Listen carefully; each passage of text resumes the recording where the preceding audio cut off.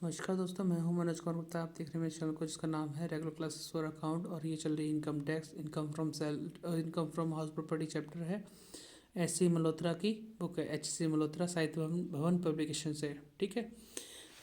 तो 19 क्वेश्चन करेंगे हम, और 19 क्वेश्चन करने से पहले पढ़ लेते हैं, ढंग से सब समझा देते हैं क्या क्या हो रहा है इसमें। इसमें लिखा है Shri Sen is an income tax officer at Indore. He owns 2 residential house. उसके पास 2 रहने वाले मकान हैं जिसमें रह सकते हैं, लेकिन ये लिखा the first house is in Delhi. Delhi में है पहला हाउस। He has let out it at rent of 3000 per month to a company for its office. Office के लिए रेंट आउट दे रखा है, मतलब रेंट दे रखा है। दी second house is at Indore. It was constructed on 1st March 2020 को बनकर तैयार हुआ है, और and has been occupied by him for his own residence. जिस सेकंड मकान की बात चल रही है उसमें वो बनकर तैयार हुआ इस तारीख को, और खुद जाके रहने लगा उसमें। ही took a loan of rupees 60,000 on 1st August 2015 at 12% per annum interest for the purpose of construction of this house. मतलब उसमें लोन लिया गया है जिस सेकंड वाली मकान की बात की गई है। अदर रिलीवेंट पॉइंट हमारे दे रखे हैं। म्यूनसिपल वैल्यू दे रखी है, म्यूनसिपल टैक्स की परसेंटेज है, फायर इंश्योरेंस है, ग्राउंड रेंट है, लैंड एंड बिल्डिंग टैक्स है, इंटरेस्ट ऑन लोन है, वो भी सेकंड वाले का। यहाँ ध्यान से समझना, the ground rent of a Delhi house and the municipal tax and the land and building tax of Indore house are unpaid. यानी कि ग्राउंड रेंट दिल्ली वाले का अनपेड है, कोई बात नहीं, ग्राउंड रेंट तो हम लिखते भी नहीं है। म्यूनसिपल टैक्स और लैंड एंड बिल्डिंग टैक्स किस वाले का अनपेड है? इंदौर वाले का। इस सेकंड वाले के लिए बोला है, तो अनपेड लिखा हो या फिर ये म्यूनसिपल टैक्स किराएदार पेमेंट करता है, तो दोनों कंडीशन में हम नील लिखते हैं, चाहे अनपेड हो या फिर किराएदार पेमेंट करे, तो उसमें नील लिखना पड़ता है म्यूनसिपल टैक्स की जगह। ठीक। Shri Sen was transfer to Ujjain on 1 October 2020, और where he reside in a house at a monthly rent of ₹2400। तो श्री सेन का ट्रांसफ़र हुआ उज्जैन में 1 अक्टूबर 2020 को, और वो जाके वहाँ पे किराए पे रहने लगे, 2400 किराए पे। And his house at Indore was let out on 1 October 2020, और अपना इंदौर वाला घर उन्होंने किराए पे दे दिया 1500 रुपये पर मंथ के हिसाब से। कोई बात नहीं, 1/10 यानी कि अक्टूबर से लेकर मार्च तक गिनेंगे, 6 महीने का किराया मिलेगा। और पहले ये कुछ 6 महीने खुद रहा है, बाकी 6 महीने किराएदार रहे हैं, तो नॉर्मल कंपैरिजन चलेगा, तो आराम से कर सकते हैं। इसका स्क्रीनशॉट ले लो, क्योंकि मैं फ्रेम ऊपर करूँगा फिर वो चीज़ आपको कम दिखाई देगी। ठीक है, तो इसलिए स्क्रीनशॉट ले लो इसका। तो स्टार्टिंग कर रहे हैं इसके लिखने की। तो हमने पहले लिख दिया है computation of taxable income from house property for the assessment year 2021-22। उम्मीद करता हूँ दिख रहा होगा आपको। और पहला हाउस जिसमें ये कहा गया था कि वो किराए पे दे रखा है, दिल्ली में है ना, किराए पे दिया हुआ है दिल्ली में, तो उस हाउस को सॉल्व करेंगे। तो सबसे पहले फर्स्ट हाउस चुप रहा है, ठीक है। इसमें लिखेंगे हम सबसे पहले म्युनिसिपल वैल्यू, जो कि होगी इसमें 24,000। फेयर रेंट नहीं है क्वेश्चन में, देखा तो नहीं है इसमें। तीसरा हो जाएगा एक्चुअल रेंट, 3,000 रुपये किराया था, इंटू 12 कर दिया, 36,000। एक्सपेक्टेड कैसे आएगा?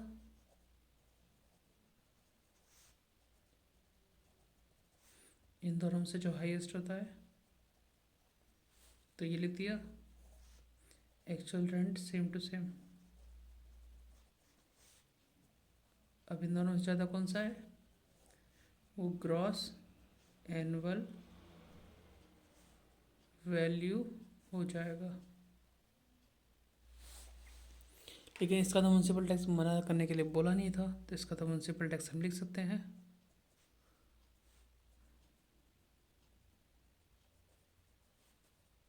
म्यूनसिपल टैक्स था इसका 10%। म्यूनसिपल वैल्यू है 24,000, 10% कितना होता है? 24,000 का 10% 2400।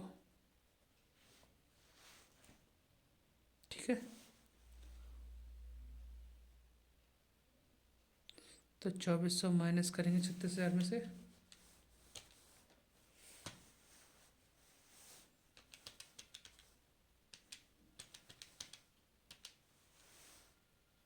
$33,600 एनुअल वैल्यू आ गया, less deduction under section 24, 30% of AB, इसका 30% निकालेंगे 10,080। और नंबर 2, इंटरेस्ट ऑन लोन, इस मकान के ऊपर है ही नहीं तो नील कर दो। 10,080 माइनस करेंगे तो 23,520 इनकम फ्रॉम HP। तो हमने 33,000 में से माइनस किया, इनकम फ्रॉम HP आ गया।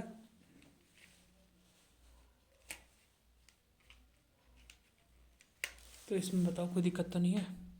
फर्स्ट हाउस नोट डाउन कर लो पॉज करके, फिर सेकंड को की स्टार्टिंग में अगले पेज से करता हूँ क्योंकि यहाँ पे जगह कम बची है। तो नोट कर लिया होगा पॉज करके। तो हम आगे बढ़ते हैं। अब सेकंड हाउस की बात चल रही है। सेकंड हाउस, ये वाला हाउस भी किराए पे दिया है, लेकिन पहले ये खुद रहा है फिर बाद में किराए पे दिया है। कोई बात नहीं, जब ऐसा काम होता है, जब पहले मकान मालिक रहे बाद में किराएदार रहे, तो हम नॉर्मल कंपैरिजन करते हैं। तो सबसे पहले लिखेंगे म्युनिसिपल वैल्यू, तो जो कि हो जाएगी इसमें 18,000। फिर लिखेंगे इसमें फेयर रेंट, जो कि नहीं दे रखा। फिर लिखेंगे एक्चुअल रेंट, 1,500 रुपये किराए पे दिया था, यहाँ पे दिख रहे हो, लेकिन 1 अक्टूबर को दिया था तो 6 महीने हुए, तो 1,500 इंटू 6, 9,000 रुपये किराया मिला। फर्स्ट होता है एक्सपेक्टेड रेंट, इन दोनों में से म्यूनसिपल वैल्यू फेयर रेंट में जो भी ज़्यादा होता है वो लिखते हैं, लेस करेंगे, सॉरी लेस अभी तो नहीं, तो फिर ये actual rent same to same आएगा 9,000। अब इन दोनों में ज़्यादा कौन सा है? ग्रॉस एनुअल वैल्यू आ जाएगा, जो ज़्यादा होगा 18,000। लेस करेंगे म्यूनसिपल टैक्स, लेकिन आपने वीडियो स्टार्टिंग से देखी तो मैंने बोला था उसमें कि म्यूनसिपल टैक्स अगर अनपेड लिखा हो तो नहीं घटाते हम लोग, नील कर देंगे। तो 18,000 क्या आ जाएगा? Annual value.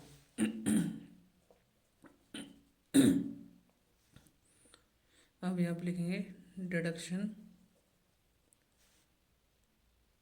Under section 24, 30% of AB, 18,54, तो 18,000 का निकालें 5400 हो जाएगा। नंबर 2, इसका A पॉइंट भी आएगा, B पॉइंट भी आएगा। Interest on loan to PY, interest on loan prior to PY। तो ये सब कुछ होने वाला है, इसे नोट डाउन इतना कर लेना क्योंकि वर्किंग हो जाएगी, फिर आप समझने में रह जाओगे तो नोट कैसे कर पाओगे। पहले नोट कर लो। तो मैं यहाँ पे करता हूँ वर्किंग स्टार्ट।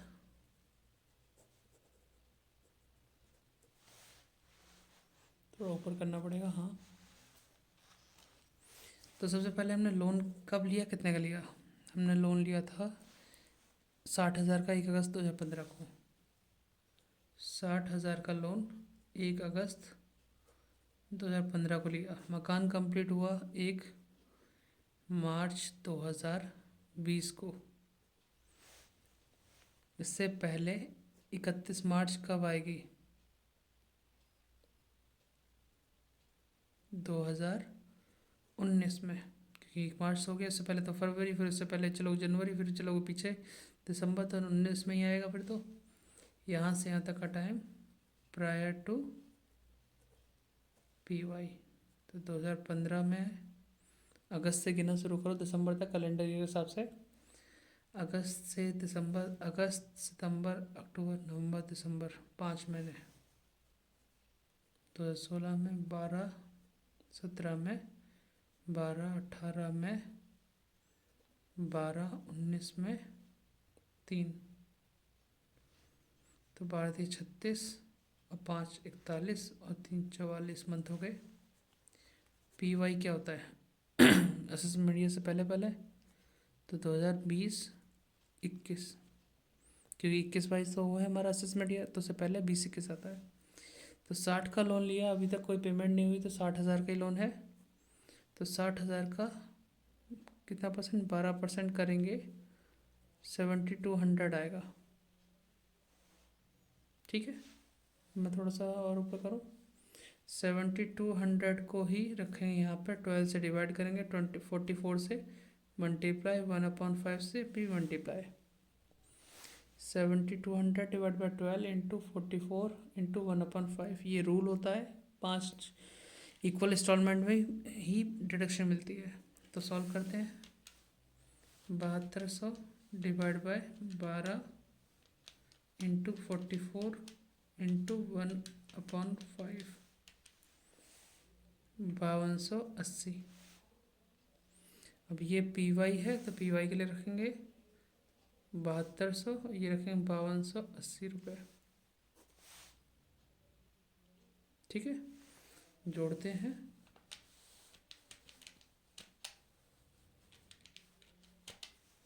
17,880, 120 रुपये का इनकम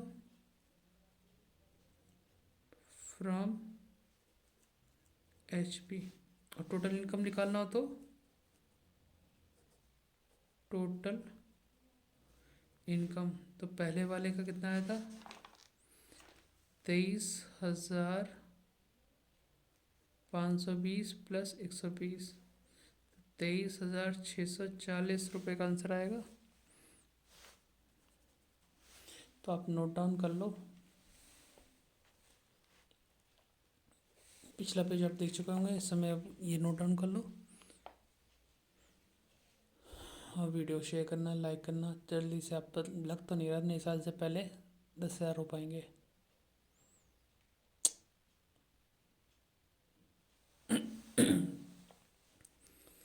देखो कहाँ पे गाड़ी रुकती है इस साल। 10,000 तो नहीं हो पाएंगे, लेकिन देखते हैं कहाँ तक हम पहुँच सकते हैं। क्योंकि मेरी वीडियो तभी चलती है जब पेपर का टाइम आता है या फिर बच्चे पढ़ाई का मौसम बनाते हैं। बाकी जब छुट्टी चलती है तो कोई वीडियो नहीं चलती। अभी ऐसे ही हल्का बोलना पड़ रहा है। ठीक है, मिलते हैं नेक्स्ट वीडियो। तब तक के लिए जय हिंद, जय भारत। आप भी क्वेश्चन कीजिए और एंजॉय कीजिए और अच्छे से पढ़ाई करना मन लगा के। Bye bye.